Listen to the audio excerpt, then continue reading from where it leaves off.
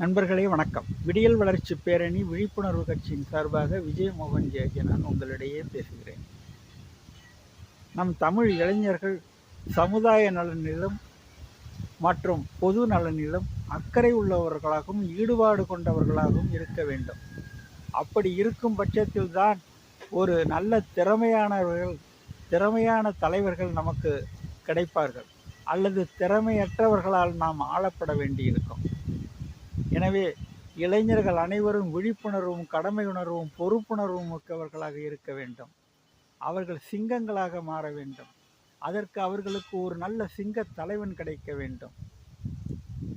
ஒரு காட்டிலே ஒரு ஆட்டு கூட்டத்திற்கு ஒரு சிங்கம் தலைமை தாங்கினால் அத்தனை ஆடுகளுமே சிங்கமாக மாறிவிடும். மாறாக ஒரு சிங்க கூட்டத்துக்கு ஒரு ஆடு தலைமை தாங்கினால் அந்த சிங்கம் அனைத்துமே ஆடுகளாகத்தான் மாறிப்போகும். இப்படிப்பட்ட நிலை உருவாகிவிடக்கூடாது ஒரு நாட்டிலே. பிறகு அந்த நாட்டிலே மாபெரும் பிரச்சனைகள் உருவாவதற்கு ஒரு வழி ஏற்பட்டுவிடும். அப்படித்தான் இன்றைக்கு நம் தமிழகத்திலே உள்ளாட்சி அமைப்புகளால் பல்வேறு சீர்கேடுகளை நாம் பார்த்து கொண்டிருக்கிறோம். சாலைகள் அனைத்தும் சீர்கேடற்ற நிலையில் இருக்கின்றன. சாலைகள் அனைத்தும் குண்டும் குழியுமாகவும் ஆக்கிரமிப்பு மிக்கதாகவும் இருந்து கொண்டிருக்கின்றன. எங்கு பார்த்தாலும் ஒரு போக்குவரத்து நெருக்கடி தான் மிகுந்திருக்கிறது. காரணம் என்னவென்றால் யாருமே சட்டத்தை மதிப்பதில்லை என்ற நிலைதான் இருக்கிறது. இதற்கெல்லாம் காரணம் இது போன்ற ஒரு சுகாதார சீர்கேடுகள் அல்லது அடிப்படை வசதி சீர்கேடுகள், சட்டம் ஒழுங்கு சீர்கேடுகள், இப்படி அனைத்திற்குமே காரணமாக இருப்பது தலைமைதான். எனவே தலைமை சரியாக இருக்க வேண்டும். தலைமை ஒரு சிங்கமாக இருக்க வேண்டும். அப்போதுதான் இந்த நாட்டிலே கட்டுப்பாடு மிக்கதாகவும் ஒரு கடமை உணர்வும் பொறுப்புணர்வும் மிக்க ஒரு இளைஞர் சமுதாயம் உருவாகும்.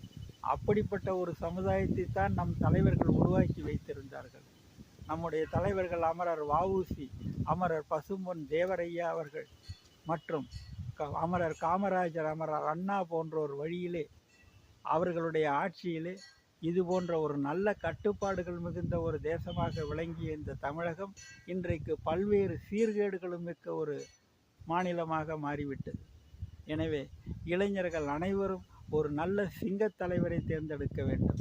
அதற்கு உங்களுக்கு தேவை ஒரு நல்ல கடமை உணர்வும் பொறுப்புணர்வும் விழிப்புணர்வும் அந்த இளைஞர்களுக்கு தேவை. அதுபோன்ற ஒரு வழியிலே நம் தலைவர்கள் வழியிலே நாம் பயணப்பட்டு நாம் நிச்சயமாக இந்த தமிழ்நாட்டிலே ஒரு நல்ல மறுமலர்ச்சியை, ஒரு நல்ல வளர்ச்சியையும், ஒரு நல்ல ஒரு புத்துணர்ச்சியும் நாம் உருவாக்க வேண்டும் என்பதுதான் நாம் இளைஞர்களிடையே வைக்கக்கூடிய கோரிக்கையாகும். நன்றி, வணக்கம்.